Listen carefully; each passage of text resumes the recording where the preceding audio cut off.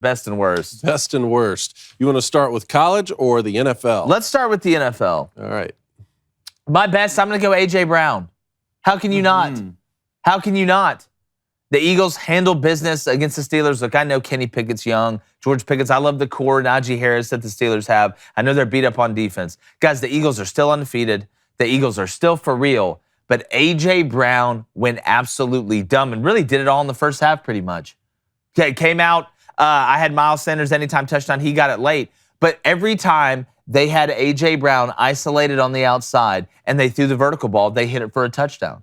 But we talk about DK Metcalf and we've seen Calvin Johnson, some of these bigger wide receivers, they're able to make plays. And A.J. Brown's been somewhat quiet in the supporting cast with Devontae Smith and Jalen Hurts running the ball. We know the Eagles are a run-to-pass type team, but A.J. Brown showing that capability and reminding everybody in the league how dangerous he is, not only in the red zone for the fade or the 50-50 ball, but how he can just beat you on a straight vertical ball at that size, running that fast. We all remember what type of a freak he was at Ole Miss, and we knew he was going to be good in the league. But this does nothing but help the Eagles' run game more and more and more. This isn't even about the Eagles' pass game. For the Eagles to win the Super Bowl, they've got to dominate you on the ground and let it open up in the pass game. But when defensive coordinators that were thinking about maybe walking those safeties down a little bit, or maybe going man up across the board more than not because they say, you know what, we're going to make the Eagles beat us through the air, especially when they get in the green zone, which to me is in between the 50 and the 25-yard line before you get into the red zone. When you can hit home runs from out there, that tape that the Eagles put on this weekend and just seeing that number, I think it was 156 yards, 3 touchdowns on 9 catches, something like that. It wasn't like he caught 30 passes.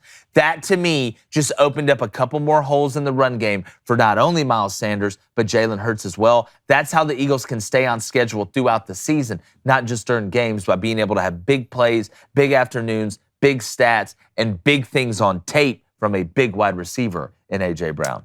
I was playing against A.J. Brown in fantasy football, so... Which we're going to update that. There's some barn burners going on. Not great. Was also playing against this guy, which this is my best this week, boys. Dak Prescott, Tony Pollard, and the Dallas Cowboys. Man, you got to give them their due. They're 6-2 right now. Dak Prescott goes 21 of 27, 250 yards, threw a pair of touchdowns, and Tony Pollard with Ezekiel Elliott, we were just talking about him. With him out, Tony Pollard has 14 carries, 131 yards, 3 touchdowns. You had him on your fantasy team, right? Yeah, I put him in for Cortland Sutton, thank God. Wow. 3 touchdowns, and now, boys, we're looking at a Cowboys team, like I said, that's 6-2 with 5 opponents on the rest of the schedule who have losing records. Tony Pollard is the best running back on that team. You think so? He's the most complete back on that team. Well, he's definitely the most healthy. Right now. Well, I think he's better than Zeke right now. I mean, watch the way he runs. Well, watch his zone runs. Tony Pollard's able to hit the home run. That wasn't a slouch Bears defense that walked in there. But you know why Tony Pollard is that much more dangerous? And Zeke's not bad out of the backfield, catching the ball. We've seen that in the past in the red zone. Tony Pollard can do everything. The one thing you worry about Tony Pollard a little bit is pass protection. That's kind of what's kept him from being an every down back. But you want to talk somebody that's made some money, somebody that is shown to be an absolute threat in the pass game and in the run game. I'm talking about between the tackles. It wasn't like Tony Pollard was hitting those home runs, just taking stretch and beating people to the corner or bouncing everything outside. I mean, he was taking in between the tackle runs to the house. I think Tony Pollard right now is a more dangerous back than Ezekiel Elliott is. Well, the Cowboys will now go to the Packers, okay, which they're having their own struggle right now.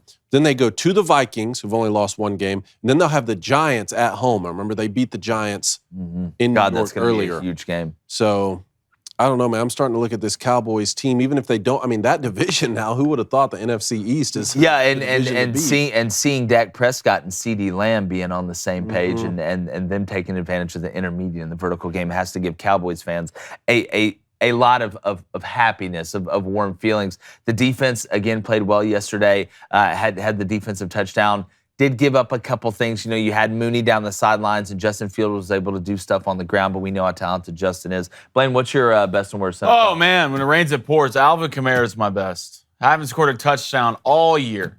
All year, and what does he do? He scores 3 of them in 1 game. Pretty nice little fantasy fix right there. But you see how you see how good Alvin Kamara is, and not only running the ball, I believe he had 65 yards running the ball, but led the game in receiving. Like, he's a complete back. There's a reason you're paying all this guy this money. There's a reason he signed this contract. I know he's having some off-the-field stuff that might come down later. We'll see when that gets here. But Alvin Kamara is a top-tier back in the NFL, and I don't think they use him enough. You know, it got to the point where he got to the red zone. It's just Taysom Hill, Taysom Hill, Taysom Hill, Taysom Hill. This guy needs to be the main focus, especially with what's going on at the quarterback position right now. Andy Dalton's a good quarterback, not a great quarterback. I think Jameis Winston you can kind of put in the same boat, maybe a little better than Andy Dalton, but this guy can be the face of a franchise. He's that good. He's that elite. So it was good to see the Saints actually put the balls in his hands and make him the first option on the Saints offense, which he should have been the entire year. Yeah, and it's crazy the Saints have been scoring almost 30 points a game with Alvin Kamara not scoring touchdowns. The question now is, Blaine, with the Saints playing like that and seeing some sort of rhythm with Andy Dalton, one, I'm not putting Jameis back in there. No, I'm not either. He can't do it. And number two, I don't think I'm trading Kamara now. Well, it's going to be for the kitchen sink. I want a lot. One, if it's going to be with the Eagles, which a lot of people thought it is going to be with the Eagles. The Eagles are trying to do the Super Bowl push. They could. I mean, Miles Sanders is a good back. Yeah, good back, but I mean, he's not Alvin Kamara. But I mean, you got it right. Didn't the Saints give up their first round to the Eagles? Yeah, they don't. Let me go ahead and grab that back. Probably another first rounder, to be honest, and then we can dabble to the 3 and the 5th round picks of kind of what we want to do. So if you want to do the Saints, if I'm the Saints, I'm not doing it. I'm not doing it. I mean, you got Olave. If it's me, I mean, you got to get a quarterback.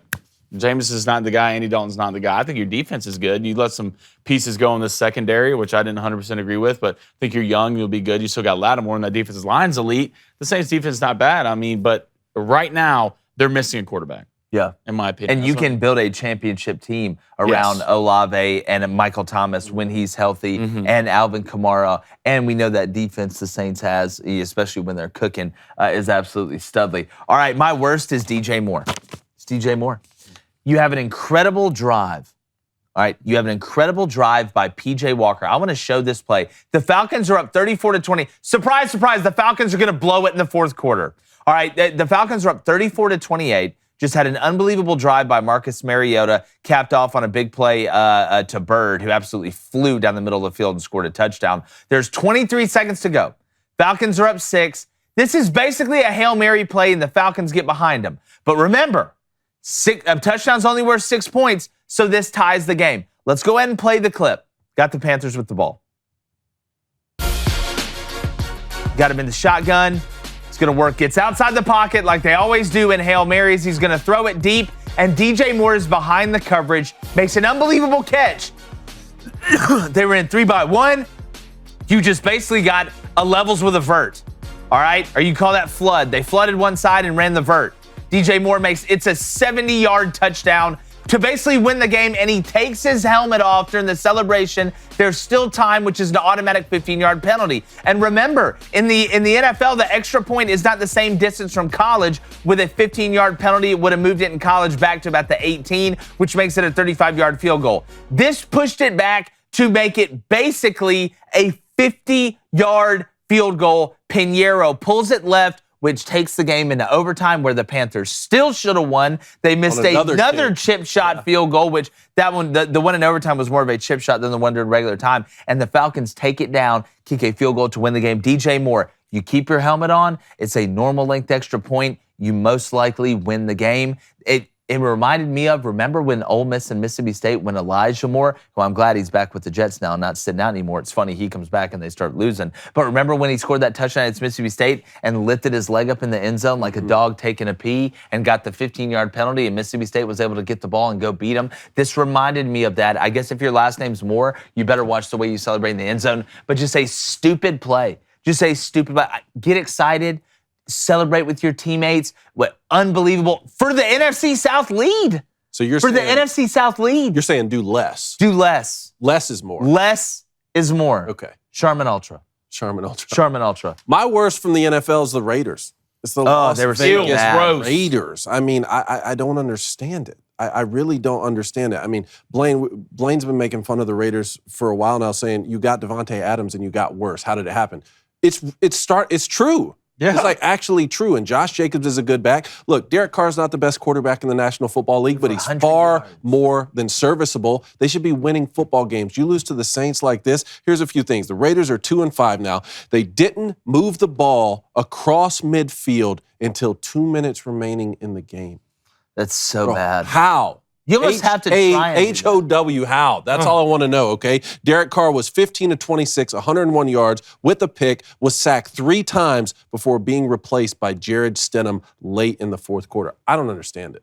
It's It a doesn't horror make show. sense. It's Like, a it horror doesn't make show. sense. I don't. That's kind of what I said earlier in the year. I just don't like.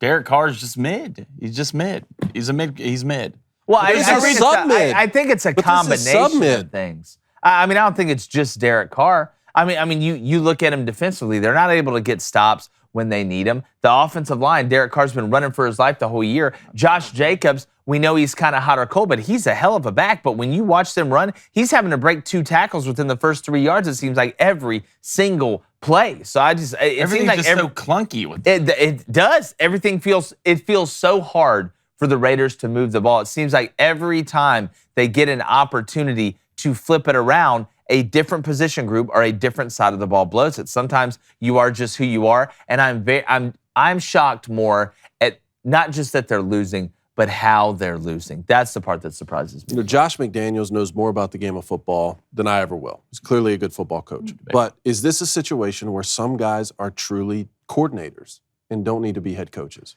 Well, it's you. How good of a motivator is Josh McDaniels? That's always been my question. He's not a huge rah-rah guy. He's not very emotional, but some guys know how to motivate without being super emotional. Andy Reid can motivate without being super emotional. But I don't know if Josh McDaniels can do that. I don't see his teams, even going back to when he was at Denver, playing with this fire that you see that the other teams. And I know some of that's put in you. Some of it's God-given. You know, are you born? Maybe he's born with it. Maybe it's Maybelline. But it just seems like Josh McDaniels, they just go out there and it's just like, all right, well, this is our job.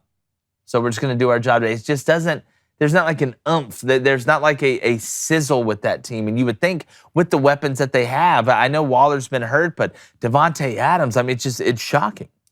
I still don't know who they are. What's their identity?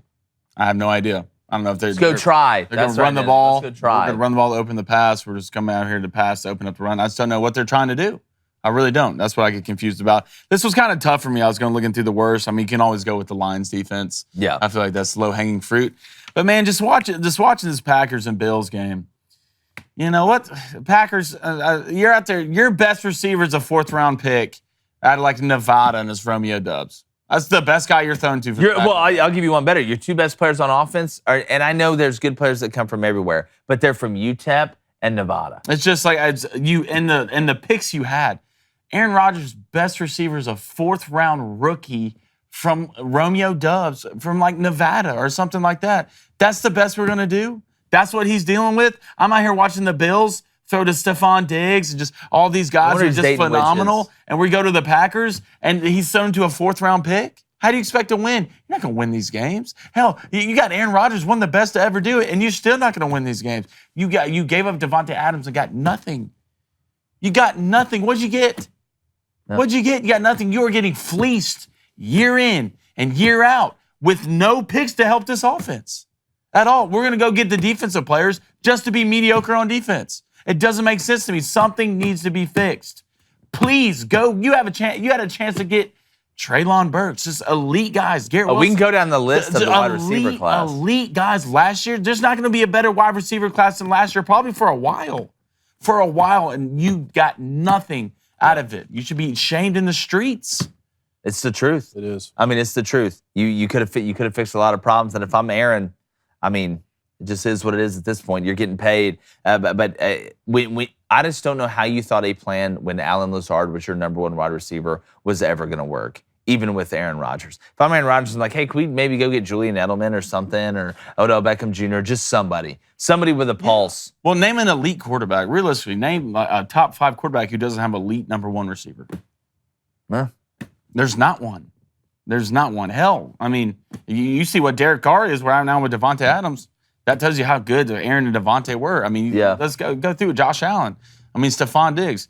Who would you say the number 2 quarterback right now? Patrick Mahomes. Patrick Mahomes. I mean, Travis Kelce. Yeah. So you have to have a guy. Yeah, Tom Have to. Brady, It's Mike NFL. Evans. I mean, we can go down the list. All right, let's go to college real quick. We're going to get back to the boost coming in a second. My best, K-State. Pretty simple. Beat the hell out of Oklahoma State with a backup quarterback. Will Howard coming in, doing his thing. I was skeptical without Adrian Martinez because of the experience of Spencer Sanders and that Oklahoma State team. Defensively, we've seen Oklahoma State struggle a little bit, but the offense has always been able to kind of pick them up. I was very, very impressed with Kansas State, and they never turned the spigot off. What do I mean by that? When they were up 30, they didn't stop. You had guys rallying to the ball. They beat Oklahoma State by mixing up looks defensively. I thought they did. I thought they did a good job of kind of confusing Spencer Sanders a little bit, but they were relentless for 4 quarters. Kansas State was in the backfield when the running back was breaking the line of scrimmage. There was 1 or 2 guys there. When a ball was thrown, it was like 6 guys from Kansas State were everywhere, and everything looked so hard for Spencer Sanders. He was having to throw everything off platform. There was no timing, and they had no run game. You take those 3 things away, and you're going to cripple any offense. But doing it against an experienced offense and a guy like Spencer Sanders being able to be there behind center, shutting him out, hats off to K-State. You played well in every facet of the game, including special teams. That was a complete team win. Okay, I like that, man. My best from the weekend, I'm going to go with the Notre Dame Fighting Irish. Notre Dame Fighting Irish. There he is. There's Coach Holtz. I'm going to go with Notre Dame. Look, on paper, you could say, wait, you're picking Notre Dame when they beat Syracuse? But hey, paper and the narrative goes out the window when this is a 2022. Notre Dame team that lost to Marshall and Stanford, and Syracuse is sitting there 6-1, ranked at home. This is a good win for Notre Dame to get things back on track. They rushed for 246, like I was saying the other day. Audric Estime and Logan Diggs, they are fantastic running backs. They run downhill. They're physical. I still think Drew Pine needs to work on his accuracy. He needs to work on a lot of things. He was 9 of 19, 116, something like that. But Notre Dame running the football was able to go on the road and get a nice win. And now you got Clemson at home. Yeah, we talked. And now we're going to find out. Yeah. Now we're going to find out. This is 5-3 team. You have a chance to not only be bowl eligible with this victory coming up, but you have a chance to change the narrative around the country. No, without a doubt, you could flip your whole season here. We talk about recruiting with Marcus Freeman. It's already going well. You win this one. Number one, you're going to throw the playoff into a little bit of chaos. And if I'm a 1-loss Oregon team, that's the thing I need the most. Also, we talked about bullying earlier. That's what Notre Dame did to Syracuse. They showed up in the Carrier Dome, which I'm going to still call it that, and they pushed them around. The offensive line for Notre Dame was living at linebacker level, and then the running backs were running through people like a bad case of chicken, let's just put it that way. But no, that was a hell of a performance by Notre Dame. And look, Marcus Freeman, we talk about motivator, right? Talk about motivator. He's a hell of a motivator. Man, give me the TCU Horned Frogs. So undefeated. They just keep winning. Yep. They just keep winning games, even if they're close games. Hell, it doesn't matter if it's close or not. You're getting a W. You got Texas Tech at home. You go to Texas and Baylor and have Iowa State at home. All winnable games. If you're TCU, they could do it. Yeah. I mean, it's getting to the point now, boys. They're 8-0. I mean, this isn't a fluke anymore. You know, Max Duggan is a problem. That receiver room is a problem. Your defense is not great. I mean, it's the Big 12. It's good enough, though. I think it's good enough for the Big 12. I think it's good enough to give you a chance to win games with that offense because you have an elite wide receiver room. I mean, we talk about Tennessee's wide receiver room. We talk about Ohio State's wide receiver room. TCU has an elite wide receiver room. There hadn't been a single game when they scored less than 38 points. I'm telling you, them in Tennessee, Really good. There's some offenses this year that there may be some absolute fireworks we get down to the end of it. Well, you see what 38, they dropped 38 on K-State. Yeah, and you saw K-State After what K-State pull Oklahoma K-State just State's did, pants down. All right, my worst is South Carolina. You've been given every gift this year. You've been given every gift this year. There's always that team that doesn't have the best personnel, that coaching elevates them, and you catch some breaks. That's been South Carolina. Not a great football team. You go play Kentucky without Will Levis. He's hurt, which totally talk about cripples them. They were dysfunctional on offense. You were able to wait them out. You had the turnover early. Then you catch A&M at home, who absolutely falls apart for the first 6 minutes of the first quarter. They spot you 17 points with Haynes King that's out here throwing it like this, okay? You're able to win that game. You get Missouri at home. Finally, you play a roster that you are better than, where if you go out there and you've won games by not losing them, right? We always say more teams lose games, they don't win them. South Carolina's been playing. They got the momentum. You're looking at 6-2, overachieving more than anybody while catching a lot of breaks. And you go out against Missouri and lay an absolute egg. Spencer Rattler's who we thought he was. All right, I think he's going to come back next year. I think he has a chance to be a good quarterback. I don't think he's this absolute beast that everybody thought he was. The offense was anemic. Satterfield was bad. But if you're South Carolina, you blew a huge opportunity at home against a team that had a quarterback in Brady Cook that could not turn it over 2 or 3 times every time he went on the road. So South Carolina dropped a golden opportunity, missed a golden chance this weekend to be able to really bump that record up at the end. And now, since you played like that, you gave one back, you got to go to Vanderbilt, a game you should win. But if you play that bad on offense again, Vandy's sneaky enough to make this a game. Then you end the year with what? Tennessee and Clemson? Is it a Vandy dub?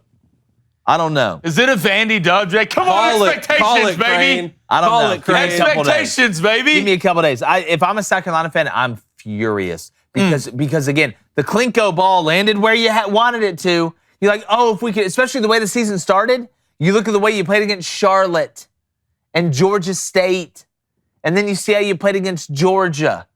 All right, and then all of a sudden you turn it around a little bit. Guys, forget 6-6. Hell, we're going to go 8-4, and then you lose to Missouri at home. You're what, 4th straight loss to Missouri, something like that?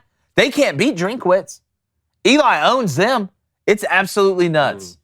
Blew it. Love it. I love it. Coney? Well, I won't spend a lot of time on this because we've already talked about it, but my worst from the weekend is the assault on Jaden McBurrows by the Michigan State players in the Michigan tunnel. Mark D'Antonio did such a fantastic job with this program, really not only turning them around, but making Michigan State care so much about this rivalry with Michigan. And I have a lot of respect for what they've brought to the table. They really have owned Michigan in a lot of ways. And each time that Michigan's lost to this team, it's tough. It hurts. It hurts every single time, and that's why the rivalry matters. But you don't see Michigan players acting like that after a loss. And if they were to, I would be even harder on them right now because we need to police our own. Now, it was a small subset of players that did this in the tunnel. There are some Michigan State players, staff members, coaches, and fans right now who are as disgusted by this behavior as the rest of us, and I know that they're going to get the situation taken care of. Mel Tucker's already suspended 4 players. There may be disciplinary action for some other ones, and there may even be criminal charges filed. So I understand all that, but the solution is we're not going to alter the big house. We're not going to add another tunnel. There's one way in, there's one way out, and we're going to act like men when we play football. If you want to kick someone's ass, you do it on the football field, not after the game. Yeah, no, I think it is a bad look for Michigan State. But again, I know how volatile those situations are. That's why you've just got to be mature enough to not commingle, not intermingle. This isn't a, hey, we're on the field after the game. We played high school against each other. Love you, brother. Great game. See you next year. We're going to kick y'all's ass next year or whatever. Ha, ha, ha. This was a situation where you had an upset team entering the tunnel, a player that got involved, at least somewhat moving through the tunnel with it. It's just nothing good will come out of that. Nothing good can come out of that situation in the tunnel. Let's just let one team go. Let the other team go in after that. Let's be adults about the situation. Speaking about adults, though, Blaine, what's going on in the booster? I mean, I was going to give my worst. You didn't give your worst? No, I didn't. Oh, lose my mind. Go ahead. So I was saying That was my worst. we're speaking of assault. Yeah. I mean, let's talk about Kentucky. Yeah. Good God, I want to hear none of this Will Levis first round talk anymore. Yeah. It's gone. He It's said out the window. My game's kind of like Josh Allen's game. Yeah, the only similarity there is y'all both played quarterback. It's done. It's done. All right. 3rd and 4th round, maybe. Project. We'll see how it goes. Project Pat? I mean, yeah. Are you taking Anthony Richardson or Will Levis? I'm taking AR-15. I'm taking AR-15 for sure. But 44-6, demolished. I mean, Will Levis had 7-6. 98 yards with 3 picks. His QBR was 16.5. Wait, what were his numbers again? He was 16-27 for 98 yards and 3 interceptions. What was his QBR? 16. So his QBR could barely drive? I played better than him. I didn't even step on the field. I didn't step on the field. The only thing I know is Kentucky fans is if you're around Tennessee fans or you talk about Tennessee fans, first of all, lower your voice. All right? It's yes sir, no sir. Okay? You are now their children for at least the rest of this season. You didn't lose this game. Right? You got physically dominated in 4 quarters against Tennessee, and they came out in the all-blacks Halloween scaries, and you get treated like little children? They brought out the dark skulls. Oh, yeah, Kentucky fans, you know it's bad when they're calling for Stoops' head. After y'all didn't win anything for like 10 years, you lose one game to Tennessee any Kentucky fan that's calling for Stoops' head needs to dress up like a jackass for Halloween because I have no idea what you're talking about. It was a thorough beatdown. I think Will Levis still has he's got Mitchell Trubisky written all over him. I can't change myself of that line of thinking. I just saw it a couple times. I'm like, Mitch, oh God, No, but here's my thing with Kentucky. Yes, they did get beat down. I'm going to go back to what I said before the year and earlier in the year. It's amazing what Wan'Dale Robinson did for that offense last year. You got some of the same cast. Will Levis is back. Offensive line's still pretty good. Chris Rodriguez at running back, but no Ali, no Wan'Dale Robinson. And you've seen Kentucky go from an offense that could be somewhat explosive to super methodical, and it just absolutely avalanched on them. There was a very narrow path for Kentucky to win this game. They had to make it ugly, limit the possessions. They could not turn the ball over and give Tennessee more opportunities to be able to drill them into the ground, and that's what happened. All right, hey, everybody, hope you're liking that content. And like the Tennessee offense, why don't you hurry up, go down there and hit that like button, subscribe. We've got tons more coming from every realm of the sports world. Hell, even Quidditch, because we all know it's coming down to the wire.